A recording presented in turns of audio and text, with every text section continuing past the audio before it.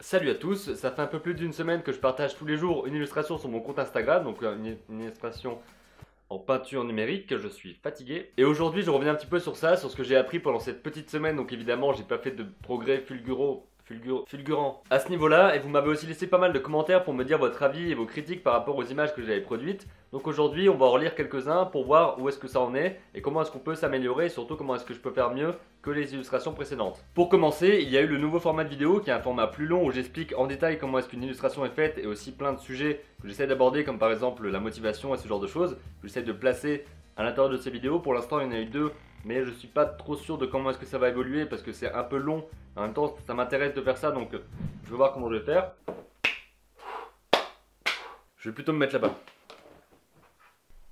Il y a eu pas mal de commentaires motivants par rapport à ce nouveau concept, donc ça me permet vraiment d'avoir encore plus envie de continuer ce genre de choses. Donc je verrai comment ça évolue et vous le verrez aussi forcément dans les jours qui viennent. On va surtout s'attarder sur les commentaires constructifs, comme par exemple celui de HMC ou HMC, je sais pas trop comment il veut le dire. Il me dit pas mal, mais il y a quelques éléments qui ne marchent pas sur ton digital painting. Donc il parle du premier, celui avec la maison et la lumière un petit peu alien. Premièrement, la maison est assez étrange, comme tu as pu le dire, elle est tordue mais aussi paraît très fine à cause de la perspective un peu bancale. Donc ça c'est clair et certain, clair et net, certain, enfin... Ouais, il y a de gros problèmes en termes de dessin en lui-même parce que j'ai beaucoup de mal avec la perspective à faire des lignes droites, ce genre de choses, donc il faut que je m'entraîne sur ce côté-là, donc c'est très bien de le mettre en avant. Second petit avis négatif, entre parenthèses, désolé, c'est pas grave parce que des commentaires négatifs comme ça permet vraiment d'avancer et surtout d'avoir conscience des problèmes que j'ai. Donc les fenêtres sont un peu mises maladroitement, je les ai un peu mises à l'arrache, on est d'accord. L'une est plus haute que l'autre, elles sont toutes deux trop grosses et varient trop en taille. Donc là pareil, c'est des problèmes de perspective, des problèmes de dessin qu'il faut que je règle et que je corrige. J'ai pas vraiment compris le premier plan, on dirait des rails mais je me trompe peut-être. Donc effectivement c'était des rails parce que c'était une sorte de gare. Mais comme j'ai mal composé et que c'est pas assez mis en avant, c'est juste un petit morceau qui est visible alors qu'il aurait fallu quelque chose de plus grand pour qu'on puisse comprendre bien ce que c'était. Sinon l'effet de lumière est vraiment pas mal, merci. Ça donne de l'énergie à la scène et tu t'en tires pas trop mal pour un dessin fait en si peu de temps, même s'il reste un peu flou à mon goût. Donc là évidemment c'est très flou par rapport aussi à la brosse que j'utilisais qui est une brosse ronde classique. Et j'ai beaucoup de mal encore à utiliser correctement ça, c'est aussi pour ça que je m'entraîne.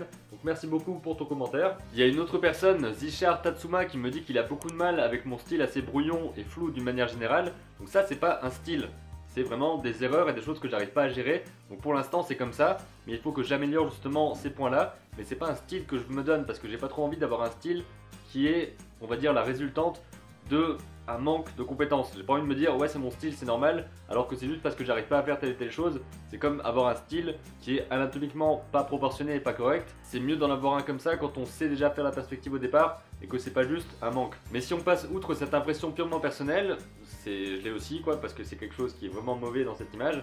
La composition fonctionne bien avec le grand vide du ciel, l'intensité au sol, les effets de lumière, donc merci pour ton commentaire. Il y a aussi Mathéo qui me demande, tu comptes faire combien de dessins jusqu'au 28 février, donc la date limite du défi que j'ai lancé. Donc je sais pas si j'en ferai un tous les jours jusque là, mais le but évidemment c'est d'en faire un maximum pour avancer et progresser, parce que le défi c'est un prétexte pour pouvoir avancer et progresser. Comme je viens de le dire il y a 5 secondes, même pas. Et concernant ce défi, on était censé utiliser 2 couleurs maximum, et il y a Quentin qui me demande, n'y aurait-il pas 3 couleurs sur cette illustration? Donc comme vous pouvez le voir dans la vidéo timelapse, j'ai pas mal galéré à mettre les choses en place correctement. Et je pense qu'au final il y a bien 2 couleurs, le rouge et le vert, et leurs différentes variations, même si on voit du bleu dans timelapse.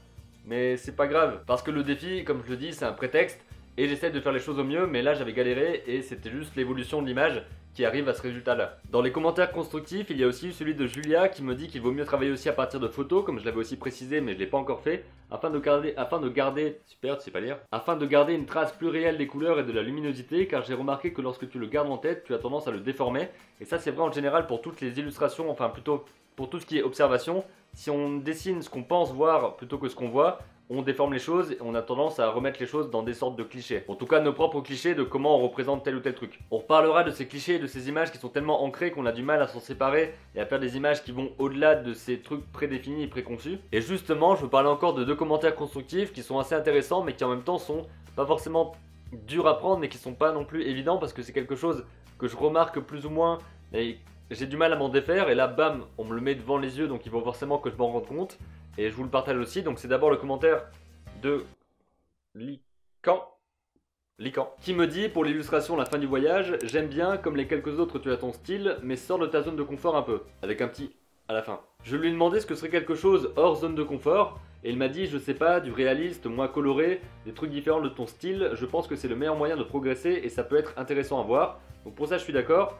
Pour le réaliste, ok, mais ensuite il me dit aussi que personnellement il essaie de changer de style pour en apprendre plus à chaque dessin, qu'il passe du réaliste au croquis, qu'il fait parfois du style comics, etc. Et là j'ai un peu plus de mal, parce que personnellement je pense que pour le côté réaliste, évidemment ça peut être super utile et il faut en faire. Je vais en faire d'ailleurs, il faut que je m'y mette à partir de photos et ce genre de choses, pour montrer comment est-ce qu'on peut représenter entre guillemets le réel, pour pouvoir vraiment voir les choses comment elles se passent dans la réalité. Je mets toujours des guillemets à ce genre de mots. Mais concernant changer de style complètement, je suis pas certain que ça me corresponde parce que par exemple passer au style comics, au style manga ou ce genre de catégorie on va dire de style, j'ai pas trop envie de faire ce genre de dessin différent, mais je préfère sortir de ma zone de confort dans le sens où je vais traiter de différents sujets ou arriver sur différentes images, travailler différents... Comment dire ça? Ne pas dessiner Sangoku puis un Superman pour dire que j'ai changé de style graphique. Je sais pas si c'est comme ça que je voulais dire la chose, mais voilà. En gros, je préfère développer mon style graphique, on va dire personnel, et à côté faire des choses plus réalistes, sur lesquelles je dois travailler maintenant, et vous faites bien de me le dire, vous deux, parce qu'il y en a un autre qui va arriver juste après. Mais j'ai pas envie de passer d'un style à l'autre pour essayer tous les styles. Je préfère que le style graphique se définisse au fil du temps avec les différents dessins. Mais évidemment, après, chacun sa technique. Et pour finir, un autre commentaire de HMC qui est sur la même vidéo et qui parle aussi du commentaire de Lican juste avant, qui dit, comme dit au-dessus par un autre de ses abonnés, c'est-à-dire Lican, il faudrait penser à sortir de ta zone de confort. Fais ce que tu fais... Non. Faire ce que tu fais c'est bien, mais j'ai l'impression, du moins c'est mon avis perso, que tu répètes le même format d'illustration sans prendre en compte les erreurs ou sans prendre du recul sur ce que tu as fait. Par exemple, on retrouve à travers toutes tes illustrations le fait que ce soit un petit peu plat, sans trop de détails, la compo est toujours relativement simple et tu n'utilises pas assez le fait que ce soit des exercices pour te lâcher. Tu devrais, à mon sens, te lâcher un peu plus, essayer un nouveau style, peut-être sur une période plus longue, pour voir vraiment ce qui ne va pas dans un dessin et qui te satisfasse pleinement. Voilà voilou, encore une vidéo sympathique. Donc merci pour la fin, et merci pour le reste aussi d'ailleurs. Je répondrai de la même façon que pour Lican, je pense pas changer de style graphique du tutotu, c'est-à-dire de passer d'un style à un autre, je préfère qu'il se construise au fur et à mesure de ce que je fais, mais pour le côté plus réaliste, une composition plus travaillée, plus aboutie, là, oui, je suis d'accord, il faut que je travaille plus à ce niveau-là, et je vais essayer de partir plus sur des photos, sûrement dans les vidéos de la semaine prochaine, et dans les illustrations que je vais faire la semaine prochaine, ou simplement les exercices, je vais faire des choses plus basées sur de la photographie, pour vraiment mieux comprendre la composition et les couleurs, donc je verrai comment est-ce que je peux gérer ça en faisant les projets de cours en même temps, et comment est-ce que je peux faire tout ça et vous le présenter. En tout cas, merci pour vos commentaires, vos critiques et vos remarques pertinentes qui me permettent d'avancer plus facilement et qu'on partage tout ça. En parlant de partage, je vous invite à participer au défi si vous ne l'avez pas encore fait ou si vous n'êtes pas encore en train d'y réfléchir. Ça dure jusqu'au 28 février, donc vous avez encore un petit mois pour faire tout ça et pour pouvoir vous y mettre et participer. En une semaine de temps, il y a déjà 10 personnes qui m'ont envoyé quelque chose, donc c'est assez impressionnant et je me dis qu'il y aura beaucoup de personnes, je pense, qui vont participer d'ici un mois. En tout cas, j'espère. Je vous dis à très bientôt pour une nouvelle vidéo et d'ici là, comme d'habitude, créez vos images et racontez vos histoires.